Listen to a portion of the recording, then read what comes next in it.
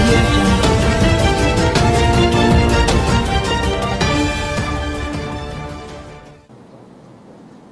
ఇంత విలువలు దిగజారిపోయిన వ్యక్తి రాజకీయాల్లో శాసనసభ్యుడిగా కూడా పనికిరాడు, ప్రతిపక్ష నేతగానే కాదు, అతను వార్డు మెంబర్గా కూడా పనికిరాడు.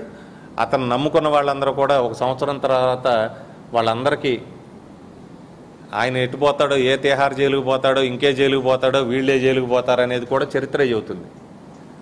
నా దగ్గర పూర్తి వివరాలు ఉన్నాయి. మీరు ఏ టైప్ ఆఫ్ విచారణకు ఆదేశించినా కూడా బ్రహ్మలింగం చెరువు మీద మీకు అత్యంత ఇష్టమైనటువంటి సిబిఐని పెట్టచ్చు. మీరు వాళ్ళు బీజేపీతో అంటకాగుతున్నారు కాబట్టి సిబిఐ ఎంక్వైరీ కూడా వేసుకోవచ్చు, మీకు అంత శక్తి సామర్థ్యాలు ఉంటే. దాన్ని వేసుకుని కూడా మీరు తేల్చుకోండి. ఏదన్నా అవినీతి జరిగిందని ఎవరైనా తేలిస్తే మేము ఇప్పుడే దానికి పూర్తి బాధ్యత వహించడానికి మేము సిద్ధంగా ఉన్నాం.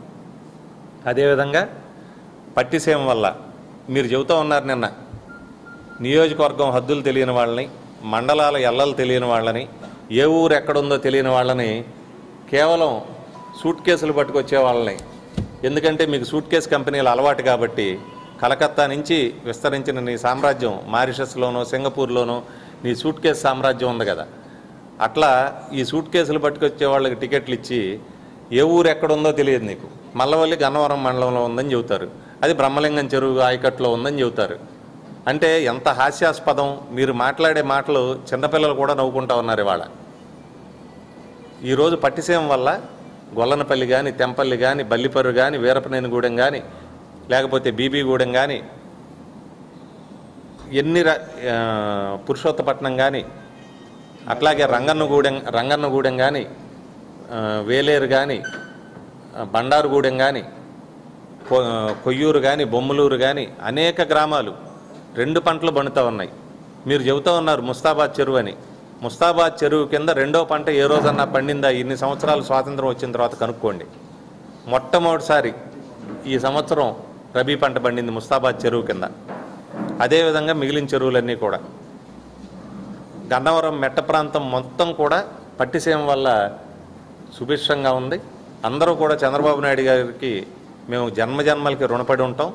మీ మాటలు నమ్మేవాళ్ళు కానీ, మీ కాకమ్మ కథలు వినేవాళ్ళు కానీ, మీ సాక్షి పేపర్లో అబద్ధపు రాతలు చదివేవాళ్ళు కానీ కొంతమంది ఉంటారు.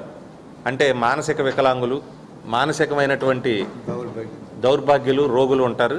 వాళ్ళకి మామూలుగా అనేక రకాల వైకల్యాలు ఉంటాయి, మానసిక వైకల్యాలు. వాళ్ళు నమ్మచ్చు కానీ మిగిలిన వాళ్ళు ఎవరు నమ్మరు.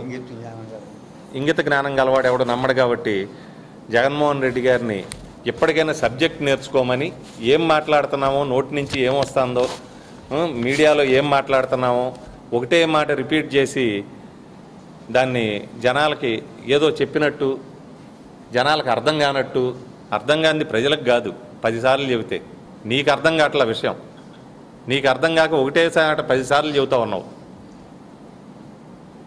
ఎప్పటికైనా కూడా ఓ సంస్కారం నేర్చుకొని విజ్ఞత గల రాజకీయ నేతగా హుందాతనంతో మీరు నిజమైన ఆరోపణ చేయండి, నిజమైన సవాల్ చేయండి, స్వీకరిస్తాను. నేను సవాల్ చేస్తాను, పోను నువ్వు స్వీకరించు. దాని మీద ఎంక్వైరీ చేయండి. దాంట్లో మీరు చెప్పింది వాస్తవం అయితే నేను 24 గంటల్లో రాజీనామా చేస్తా.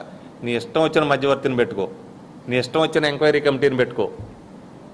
అది తప్పైతే నువ్వేం చేస్తావో చెప్పు. ఏంటండి, వీడియో నచ్చిందా? అయితే ఓ లైక్ వేసుకోండి, లేదంటే ఓ కామెంట్ చేయండి. ఎప్పటికప్పుడు మా వీడియోస్ చూడాలంటే సబ్స్క్రైబ్ చేసుకోండి.